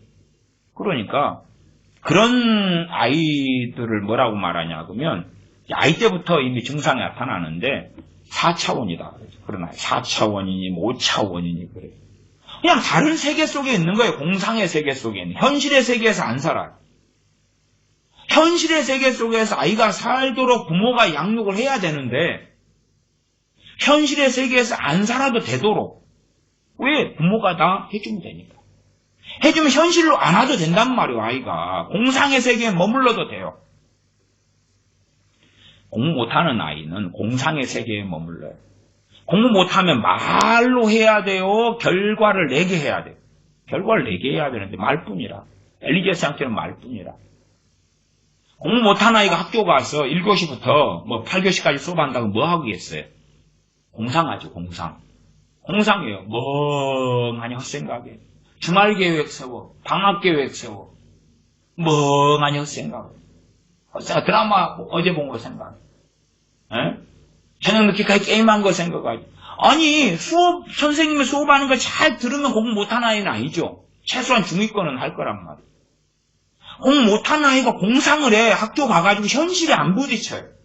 현실에 부딪히면 성적을 내놔야 될 거란 말이에요. 수학을 배우고 영어를 배우고 한문을 배우고 뭘 배우면 성적이 나와야 되는데 안 나와. 뻘짓을 하니까. 하루 내내 뻘 생각을 해. 아니면 자든지. 그냥 창밖만 내다보는 거야. 아무 생각 안 해. 눈동자 풀려 있어요. 동태눈깔처럼. 창에 눈도 안 오는데 창밖만 쳐다보는 거야. 그냥. 아무 생각 안 해. 생각이 없어. 그래서 생각이 익숙하지 않아. 머리를 쓰는 것에 익숙하지 않아요. 그건 일반적인 지혜로 이야기할 때 머리를 쓰지를 않아요. 이게 생각을 못해. 이걸 어떻게 이걸 해야 되겠느냐. 그 생각을 좀 하면 뭐라고 이제 아세요? 머리가 아프다고 해요. 머리가 아프다고 해요. 생각을 안 했거든. 안 하고 살았거든. 느껴지는 대로, 충동이 오는 대로, 욕망이 끄는 대로 살았고, 그것을 표출하면 부모가 채워줬는데, 자기가 책임지고 생각하고 판단하고 그에 따라서 자기가 그에 대한 값을 지불하고 그걸 안 했단 말이에요. 내가 잘못했으면 그에 대한 책임을 내가 져야 되는데 잘못을 해도 누가 책임을 져줘요? 부모가. 부모가 책임을 져줘요. 부모가 다 땜빵 해주는 거예요. 그러나 이제 언제까지는 그렇게 못할 거 아니에요? 그래서 애들 생각할 줄은 몰라. 왜 생각을 안 해? 너 이렇게 하면 이거 안 맞잖아 이게. 그냥 어려운 수학 문제가 아니라 어려운 과학 이야기가 아니라 생각을 하면 아는 건데 애들이 생각을 안 해서 생각을 누가 대신해 줬어요? 엄마가 생각하고 엄마가 판단해 줬어요. 자기가 생각하고 자기가 판단한 게 아니에요. 뭐가 없어요? 주체성. 나란 존재가 나란 존재. 그런 아이가 예수님 영접 어떻게 해? 내가 나를 위해 죽으신 주님을 영접해야 되는데 내가 없는데 내가 없어. 헛개비라. 헛개비. 가만히 멍하게 있다가 엄마가 야 숙제해라. 야 짜장면 시켰다 한번 먹어라. 예. 먹고 그 다음에 하고 그 다음 TV나 보고 있어. 그 쾌락형 인간형으로 변해버렸다고 말. 그렇게 사는 거예요. 그냥 그렇게 사는 거예요. 생각할 필요가 없잖아요.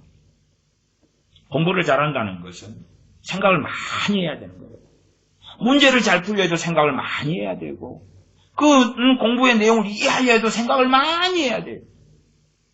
공부를 그냥 부모가 그래도 과보 좀 해주더라도 공부를 잘한 아이로 만들어 놓으면 그래도 보통은 해. 공부 잘하는 아이는 보통은 해. 그러나 공부 못하는 아이는 생각을 안 하거든. 그러니까 뭐가 없어? 이해력이 없어. 이해력이 없고 논리력이 없어요. 제가 공부에 대해서도 2시간 이렇게 성경 말씀을 읽는 거, 공부에 대한 것을 자녀교육에서 앞에서 말씀드렸습니다. 이해력이 없어요. 생각을 해야지 이해력이 생길 거 아니에요. 생각을 안 하니까 이해력이 없어요. 그래서 그런 아이들은 또 다른 망상 속에 있죠. 학생으로서 시험이 있다 그러면 벼락치기 한다 그래요. 기초도 없고 아무것도 없는 사이에. 그 다음에 이제 시험 일주일 뒤에 있어. 아직 일주일이나 남았네. 그리고 3일은 놀아도 되겠다 계산하고.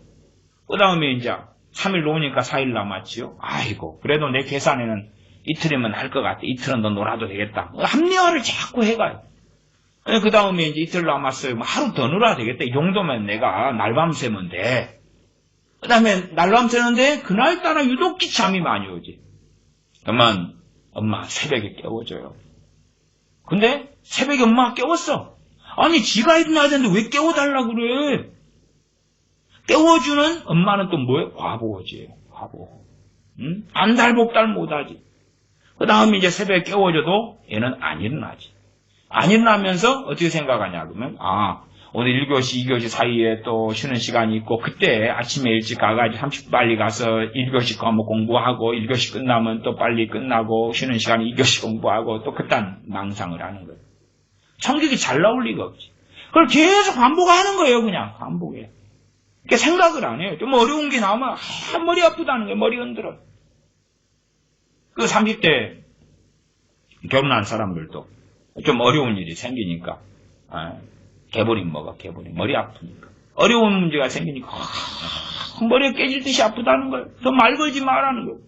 말 걸지 마라. 머리가 아프다는 거예요. 왜? 생각을 해야 되니까. 머리를 뻔으로 달고 있는 게 아니잖아요. 어릴 때부터 생각을 해야 된단 말이에요. 생각하는 훈련을 해야 되는데 생각할 필요가 없게 했는데 심지어 애 옷 입는 것도 애가 그냥 진작 자기 혼자 옷을 입을 수 있었어야 되는데 이미 그 나이가 지났는데 1년 2년이나 더 옷을 입히는 거라 엄마 아빠가 더 옷을 입혀. 그러니까 얘가 판단력이 떨어져 버리죠. 갖고 옷 갈아입어라 그러면 갈아입을 줄 몰라. 어디 있는 게 뭐가 있는지도 몰라. 생각을 안 하니까.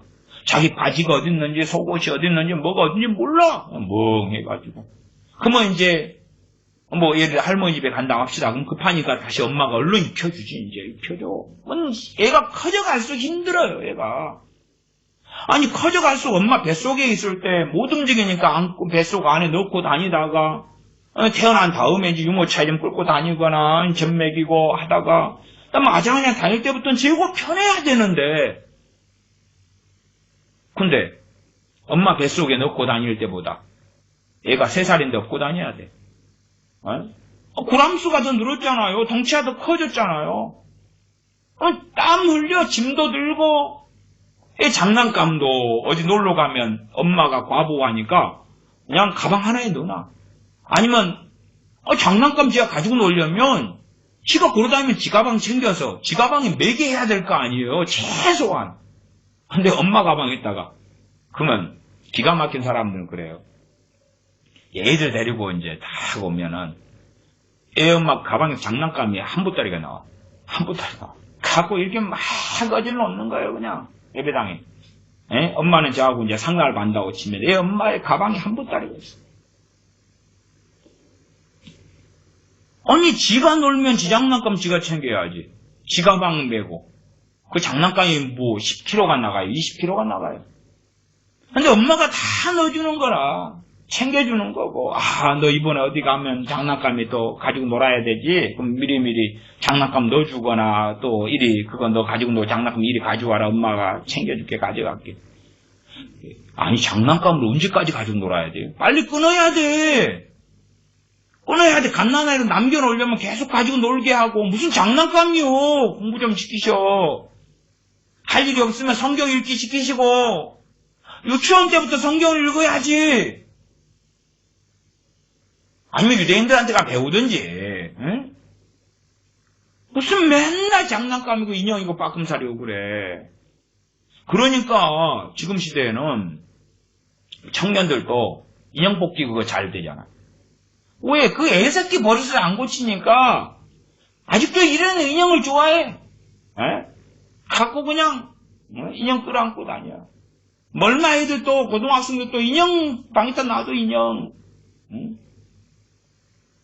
뭐 인형을 갖다 총으로 쏴가지고 맞춰서 떨어뜨려서 총 쏴기를 좋아하니까 인형을 하나 해가지고 한다면 몰라도 아니 무슨 정신의 세계가 4차원이에요. 5차원이에요.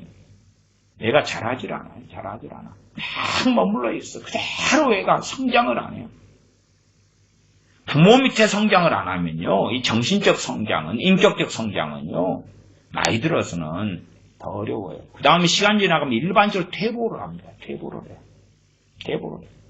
안 그러면은 뭐 결혼 생활 할 때 결혼 연령이 되고 나이가 들어갈수록 더 좋아질 거 아니에요. 더 그냥 인격적이 되고 더 성숙해져 가고 더 속이 깊어져 가고 안 그렇거든요. 나이 든 노인분들 만나면 복잡해요. 그냥 고집 그걸 꼬라지라 그럽니다만 그 꼴통 그냥 하나님 말씀 안 배워.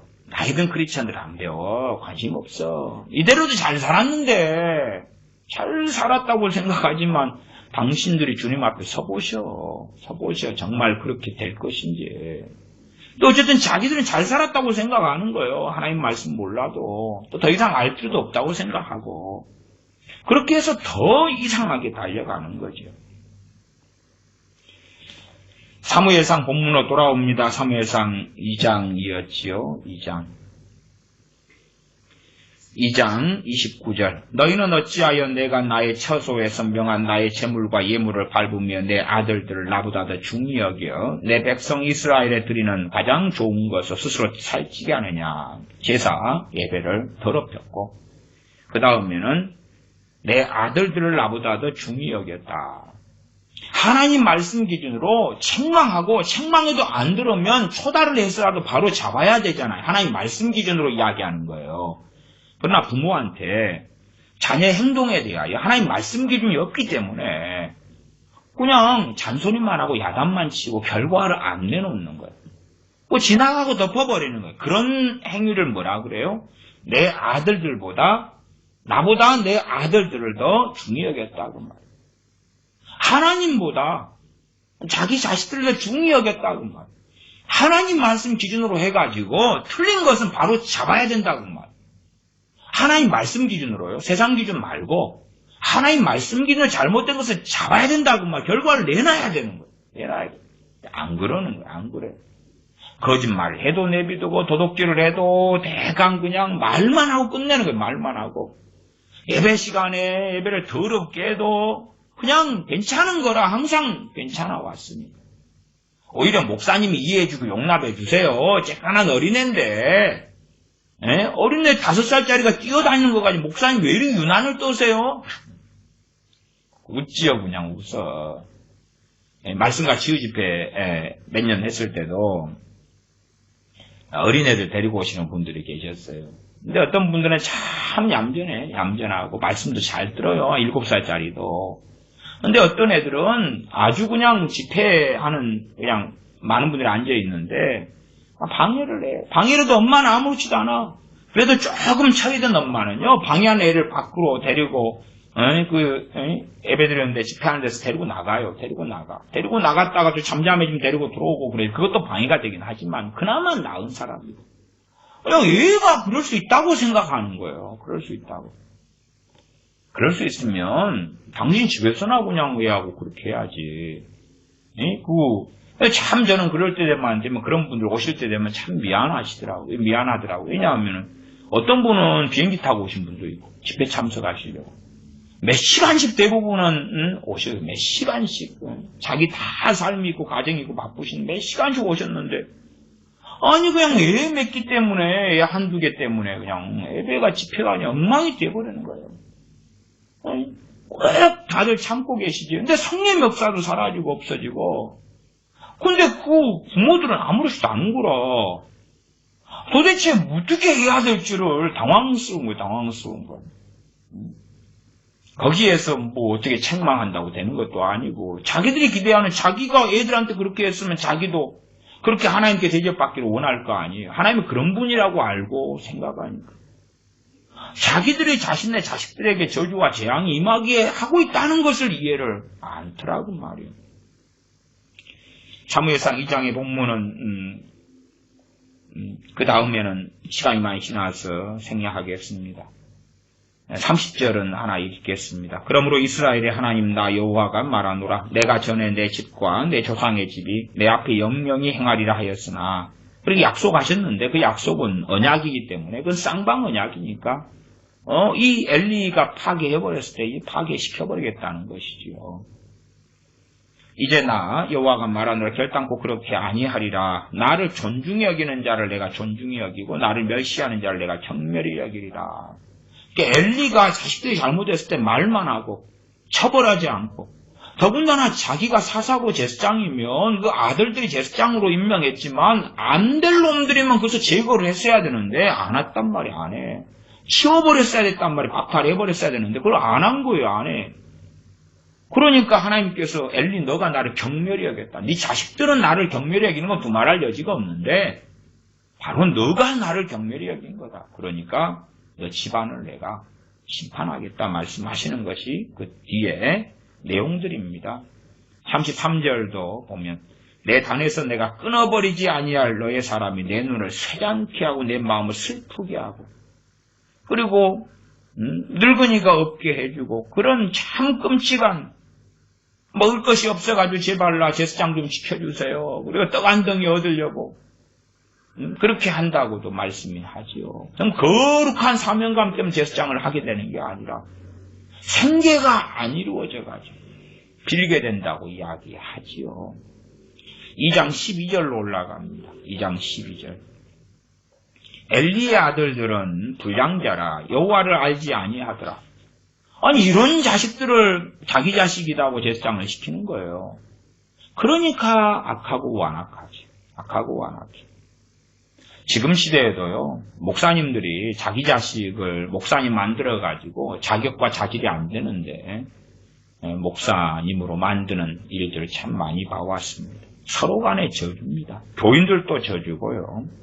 2장 13절 그 제사장들이 백성에게 행하는 습관은 이러하니 곧 아무 사람이 제사를 드리고 그 고기를 삶을 때에 제사장의 사관이 손에 제살 갈고리를 가지고 와서 그것을 남비에나 소태나 큰 소태나 가마에 찔러 넣어서 갈고리에 걸려 나오는 것은 제사장이 자기 것으로 취하되 실로에서 무릇 그곳에 온 이스라엘 사람이 이같이 할 뿐 아니라 기름을 태우기 전에도 제사장의 사관이 와서 제사 드리는 사람에게 이르기를 제사장에게 구워드릴 고기를 내라. 그가 내게 삶은 고기를 원치 아니하고 날 것을 원하신다 하다가 그 사람이 이르기를 반드시 먼저 기름을 태운 후에 내 마음에 원하는 대로 취하라 하면 그가 말하기를 아니라 지금 내게 내라 그렇지 아니하면 내가 억지로 빼앗으리라 하였으니 이 소년들의 죄가 여호와 앞에 심히 크면 여기 소년들은 청년들을 이야기합니다. 심히 크면 그들이 여호와의 제사를 멸시함이었더라. 하나님을 멸시하는 것을 큰 누가 특별히 우리 자녀들이 하게 하면 결코 되지 않습니다. 하나님의 말씀을 사랑하게 양육해야 되고 예배를 참으로 귀하게 여기도록 양육해야 되고 나아가서 기준은 하나님의 말씀으로 하나님 말씀 기준에서 잘못된 것은 품 안에 있을 때 발에 잡아야 됩니다. 또한 나아가서 애가 점점점 독립할 수 있도록 스스로 판단할 수 있도록 그리고 판단에 대한 결과를 책임질 수 있도록 왜 부모 품 안에서 책임질 때 안전하잖아요. 그러면서 판단력이 갖춰지고 이해력이 갖춰지고 스스로 생각할 수 있도록 수학 문제를 푸는데 함께 생각해주면 애가 생각을 안 해도 되잖아요. 자꾸만 엄마가 뭘 설명을 해주는 거예요. 지가 생각해가지고 문제를 풀어야 되는데 이건 이렇게 하잖아. 그러면은 자기 생각대로 생각이 발달하거나 이해력, 사고력이 생겨나는 게 아니라 엄마가 생각해 주세요. 나이가 들면 이제 엄마처럼 그렇게 해준 문제집, 학습지 아니면은 저기 과외 선생이나 학원 교사나 그렇게 해주는 사람을 찾아야 되겠죠. 계속 그러는 거예요. 환경 따라서 할 수밖에 없죠. 내 공부 못한 것은 어릴 때부터 엄마가 내 공부할 때 다 풀어주고 생각을 대신 해줬는데 이제는 그렇게 해줄 만한 좋은 학원 선생님을 만나지 않고 학교 선생님을 만나지 않아서 공부를 못했다 변명을 하겠지. 왜? 생각하기 싫어하니까. 생각을 안 해요. 머리가 안 돌아가고 회전을 안 해요. 그러면 참 어리석어지지. 거의 짐승에 방불하게 되고야 만다는 것입니다. 이런 끔찍한 과보를 하지 않는 그러한 지혜로운 부모가 되어야 됩니다. 어릴 때는 아예 과보를 이제 습관이 되면요. 아이들이 안 해줄 때 되면 찡찡대요. 침울하고 찡찡대고 짜증을 내고 성기를 내고 왜? 지 뜻대로 돼야 되거든. 그걸 더 맞춰주면 더 끔찍하고 이미 그 정도 열매가 나타나면 얘가 많이 망가졌구나. 3살인데 4살인데 많이 망가졌구나 하는 것은 이해하고 자각을 하셔야 됩니다. 물론 그때 정도 되면은 바로잡기는 쉽습니다. 바로잡기는 쉬워요. 어리니까. 그런 것을 가지고 이제 이미 청소년 정도 되었다 그러면은 그 자녀가 주님을 믿고 섬기더라도 자기와의 투쟁과 씨름은 굉장히 심해요. 쉽지 않아요. 그래서 밑빠진 독이 있어서 구멍 뚫린 것이 있어서 신앙의 여정과 믿음의 여정 가운데 다른 사람보다 더 기도하고 더 예배하고 그렇게 해도 다른 사람 수준이 될까 말까 하는 그런 참담한 일들이 벌어지는 것은 아셨으면 좋겠습니다. 기도하겠습니다. 아버지 하나님, 말만 하고 결과에 책임지지 않게 하고 잔소리만 하고 바르게 책망하고 징계하지 아니하는 어리석은 부모가 되지 아니하도록 도와주시고 참으로 자녀가 마땅히 책임지고 또한 자라가면서 책임져야 할 일들을 부모가 대신 해줌으로 과보하는 자녀가 되어져서 지혜가 없고 무기력하고 의욕이 없고 목표의식도 없고 목표도 부모가 정해줘야 되고 어느 대학, 어느 과, 뭔 일, 무슨 직장, 직업을 할지도 정해줘야 되고 아니면 자신이 어떤 직업과 직장을 선택한다 할 때에 자기가 원하는 대로 다 되어져야 한다는 4차원의 망상을 하는 그러한 과보된 자녀를 키우지 아니하고 독립하고 자립하고 스스로 판단하고 생각하고 자신의 행동에 책임을 져서 죄된 것은 주님 앞에 회개하며 엎드릴 수 있는 그러한 참된 신앙과 믿음을 가진 자녀. 원망하고 남 탓하고 부모 탓하고 환경 탓하는 그러한 과보되며 이기적인 자녀가 아니라 내 탓입니다. 내 탓이요. 하며 책임을 지며 그러며 지혜를 가지고 지각을 가지는 그러한 우리의 자녀들이 되도록 부모가 지혜롭게 양육하도록 부모인 우리를 긍휼히 여겨 주시옵소서. 우리 주 예수님의 이름으로 기도하옵나이다. 아멘.